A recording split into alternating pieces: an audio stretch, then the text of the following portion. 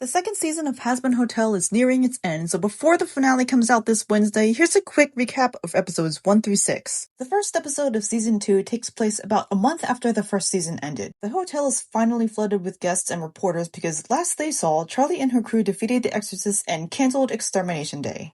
Maggie is actually doing her job while Alistair is being as useful as eating soup with a fork. Meanwhile, Charlie is busy crying because she thinks that Serpentius is dead. Well, technically he already was dead, but he got killed again, so would that make him double dead? Charlie comes down to greet the guests only to find that they're only here because they want to learn how to kill angels, not a way to find redemption. So she reintroduces the hotel and its true purpose in the first musical number of the season, the Hazbin Guarantee. The guests start to lose interest because who wants to be redeemed when you can just stab things? During this first song, we also get introduced to this season's villains, Fox, Velvet, and Valentino, also known as the V's. We get to see what they're all about, exploiting people, fame, mass manipulation, and all that stuff. Isn't that fun? During their part of the song, Trust Us. So most of the guests and reporters end up leaving the hotel except one little fish guy named Baxter, who's really just here to study the concept of redemption because he's a science guy. So the villains are doing their villainy stuff as Vox explains his new plan to start an uprising against heaven. He gets Velvet and Valentino on board with his plan during the song Up There, because now that they know that angels can be killed for good, they want to use this to climb to the top and to become gods. Now we end the first episode with Emily creating a portal to let Charlie know that Serpentius isn't double dead. In fact, he's currently in heaven and redemption is actually possible. The second episode takes place in heaven, and it starts off basically in a trial as everyone is wondering how one of the sinners made it into heaven. Sarah thinks that he forced his way in as if she didn't literally watch him appear in front of her own eyes in the last season. Bitch, is you blind? Lou just wants to kill everyone while Emily is the only one with a functioning brain cell because she actually wants to go down and actually talk to Charlie. I guess all this arguing was loud enough to wake up the speaker from her nap because she finally appears and is all like, excuse me, what the actual fuck? So this is the speaker of gods, the only other angel with a working brain. She asks Pensius to tell them his story, so we get a big trauma dump. Basically, when he was alive, he witnessed the murder but didn't tell anyone, allowing the murderer to walk free. He basically knew Jack the Ripper, but when he was at the hotel, he saw that his friends were in danger, and this time, he will try to save them. So the speaker explains that his self-sacrifice to save his friends was able to atone for his sin in life. The sin of minding his own business. Either way, he's a cleansed soul. Meanwhile, Lute is about to have the crash out of the century. Lute wants to go down and get revenge for them killing Adam, but Sarah tells her to shut the hell up and demotes her, putting Abel in charge of the army instead. Emily, Peter, and Abel show Pensius around heaven during the song Like You. Pensius finds out that he's eternally separated from all of his friends, and he'd quite literally rather be in hell. I mean, I would too if the only things that theaters played were Christmas rom-coms. Would this make him triple dead?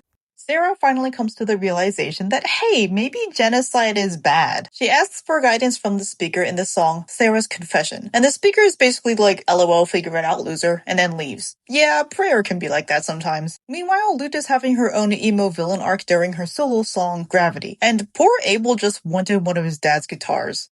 We end the episode with Sarah putting heaven on lockdown, knowing that hell has every reason to seek revenge on them, and heaven is, for the first time ever, actually in danger. Episode 3 picks up right where episode 2 left off, with Charlie telling everyone that Pensius is alive and redemption is possible. She decides to contact the worst people imaginable, aka Vox Tech, to come to the hotel for an interview, and this goes just as bad as you expect. Vox and Velvet arrive and roast the hotel for a bit, but they actually need to have proof that redemption can actually work. Last thing I want to do is spread misinformation.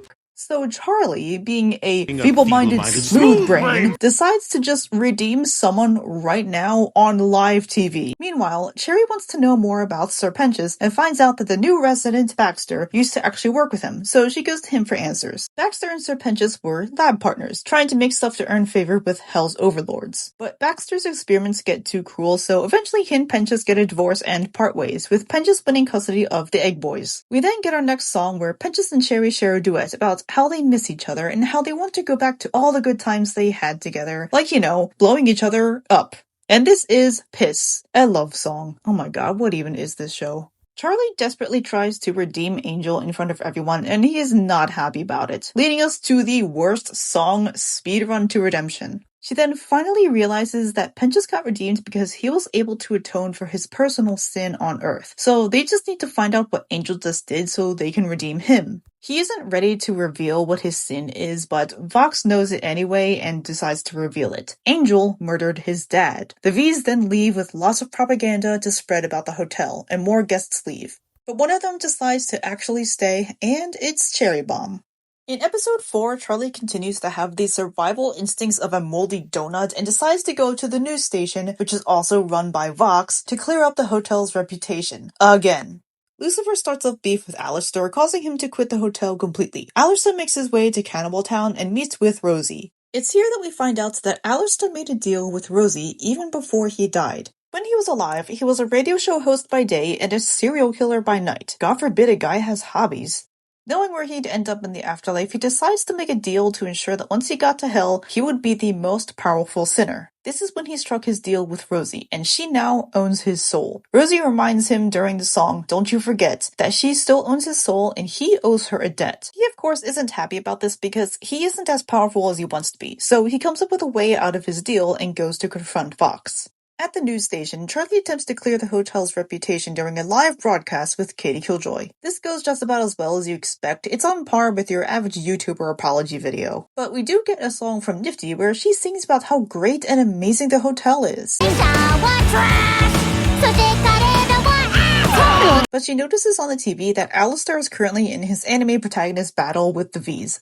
So she runs over to help dragging Husk along with her. Alistair then strikes a deal with Vox. He agrees to join the V's, which is exactly what this flat screen wants, and in return, Vox can never harm Charlie Morningstar. Vox agrees and spends the rest of this episode bragging about it and rubbing it, and probably other things, in Alistair's face. We get the final song of the episode between Vox and Alistair. It's a combination of Don't You Forget with also parts of Up There, and parts from their first duets in season 1, which was Stayed Gone.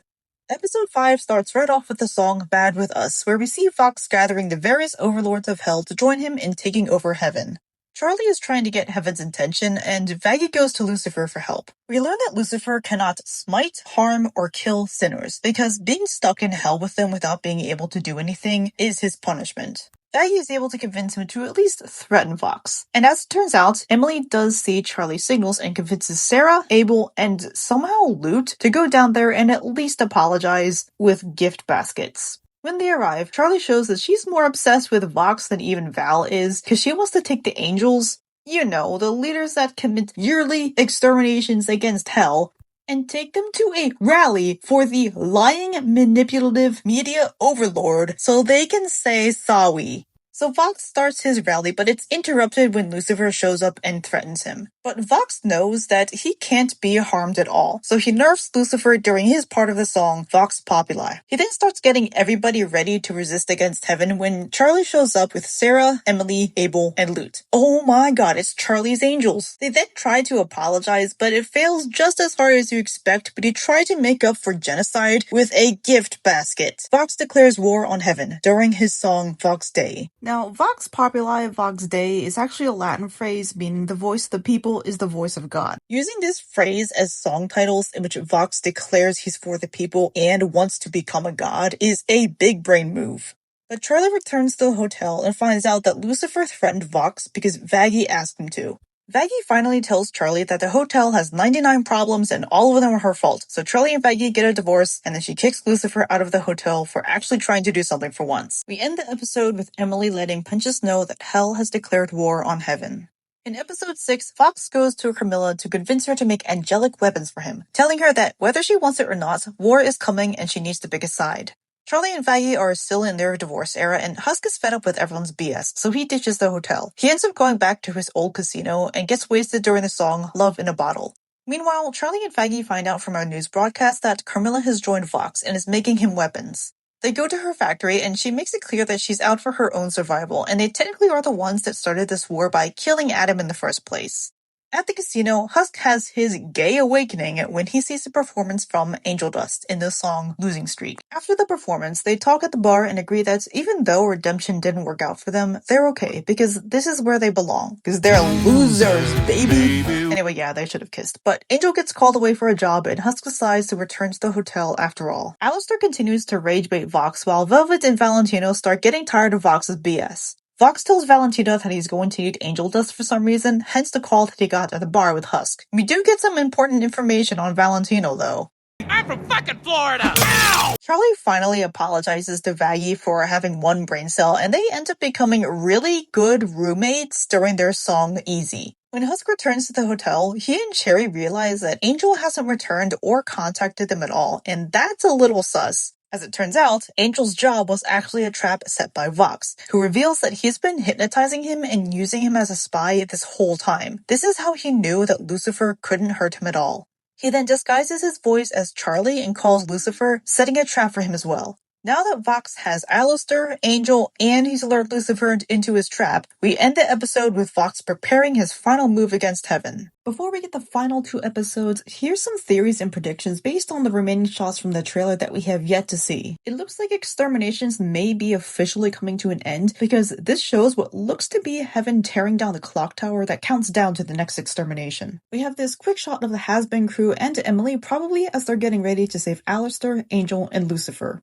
We already know that Baxter works for Voxtech, so him having this little, laptop thing right here might actually play a major role in helping him infiltrate the tower and get them back. It would actually be really funny if the little roaches that he made for Nifty actually play a key role in either becoming an army or spies of their own under Nifty's orders, so that way she essentially ends up saving the hotel for a second time. It's probably no surprise that Velvet and Valentino will either betray or leave Vox in some way. They've been building up tension between them all season, and that's probably where we'll be getting this scene of Vox climbing to the top completely on his own. It's a direct contrast to the song Up There from episode 1 where he was there with Velvet and Val. It also looks like he's using all of his screens to cast a mass hypnosis possibly on everyone. Maybe this is what the weapon that Carmilla made will be used for. This is an interesting shot that looks like golden light or power firing through, and in the next shot it actually looks like it's coming from outside of Heaven instead of from Heaven. We did get a reveal for all of the song titles. It looks like just about everyone is going to be featured in the songs, though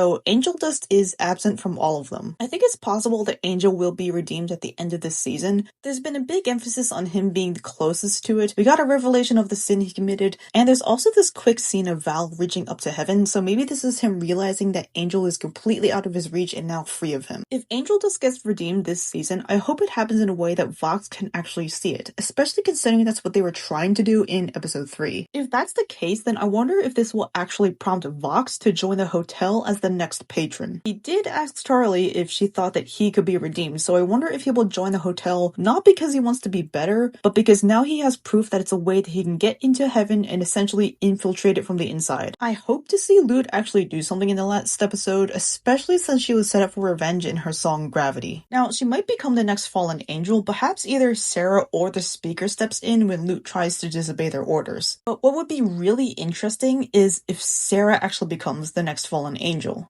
She warned Emily in season 1 that she could become a fallen angel if she starts to question the system that they have. But I think it would be really ironic if Sarah becomes the fallen angel, not for questioning the system, but trying to uphold the system that she knows is wrong. Let me know in the comments what your predictions are for the last 2 episodes. Once the season finishes airing, I'll probably do a full review of the entire thing and talk a little bit more about each of the songs. Thanks again for watching, and please subscribe to my channel for more videos. If you don't subscribe, then the hotel will explode again.